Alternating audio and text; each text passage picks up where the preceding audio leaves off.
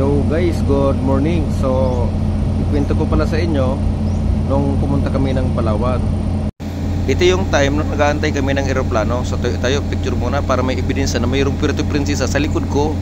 Kasama ang aming team. Nakasabay pa namin si Apple the App. Wow, kunti lang pala ang diferensya namin. Medyo may pagkakahawig. Joke lang. So ito, sumakay kami ng eroplano at napakaganda. Since na nakasakay ako 2022 pa ako huling nakasakay ng eroplano. Yun yung mga kuha sa aerial view nung nasa gilid ako ng bintana. Kaya pinili ko talaga, nakipagpalitan ako ng upuan na umaupo talaga ako dapat sa gilid ng bintana. Pero kulang pa rin, dapat mayroon pa rin ebidensya. Nag-selfie na rin kami. Yan, papugian na lang. After niyan, pangiti-ngiti. Then dumating kami sa Puerto Princesa Airport. Yan, para may ebidensya, meron kaming picture. Ang problema, yung pinadala sa akin na bagay, pinicturean ko para siguradong di mapupunta sa iba. Nang dumating kami sa Palawan, take opportunity ulit, pakuha tayo ng picture sa I Love Palawan. Talagang napakaganda ng kanilang isla. Yan. And then katapos noon, umpisa kami ng trabaho namin sa pagpunta doon. Hindi man kami magliwaliw. So yan, trabaho.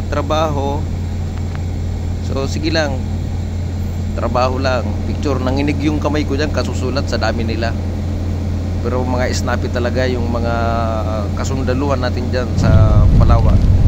And then pumunta kami sa Western Philippine University sa Aborlan, Palawan.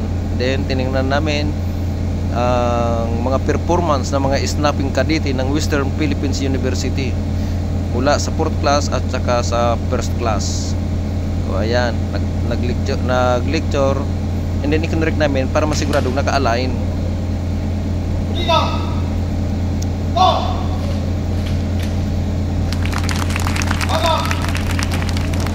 Maging ang kanilang 4th class cadet, kunting improvement pa, gagaling din sila. Yan, makita mo yan, sabay-sabay na sila. Mag-i-improve pa yan, galingan nyo. Dahil mga snappy kayo at kayo ay mga future leaders. Darating ang panahon kayo ang mga magiging pinuno ng ating bansa. And then pumunta kami, after ng trabaho, pumunta kami sa Palawan Butterfly Garden. So ito, bumili na rin kami ng souvenirs para may ibang pasalubong. Pumunta rin kami sa Iwahig Firefly. Then namangka kami. So ang ganda, ma-amis ka talaga sa mga view sa Palawan. Sulit ang pagpunta. And then after noon, nagutom, pumunta masyal sa Palawan Boulevard. So yun lang problema, wala akong kasama. So kinaumagahan, pumunta kami sa underground river ng Puerto Princesa. Napakaganda talaga. So ito yung mga picture nung nandun ako sa Palawan. Yan. So napakasaya sa underground river. Then may picture din kami dyan bago kami pumasok doon. Then so namangka kami papunta sa underground river. Mga kuha ng picture. Then pumunta rin kami sa Cory Island.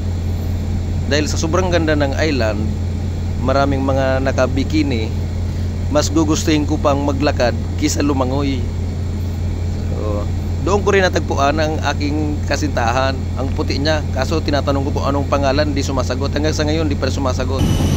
Hindi rin siya maglakad, ang bigat. And then after noon, uwi na kami ng Luzon o NCR. Yan, lakad. Ito ang inyong lingkod, lakad. So paalam Palawan, salamat sa inyong napakagandang kalikasan. Ito naman yung view nung maglarga kami ng hapon. Ganyan ang terrain, para ka ring nanonood o nakikita mo yung lower ground. Then balik sa trabaho. Maraming salamat.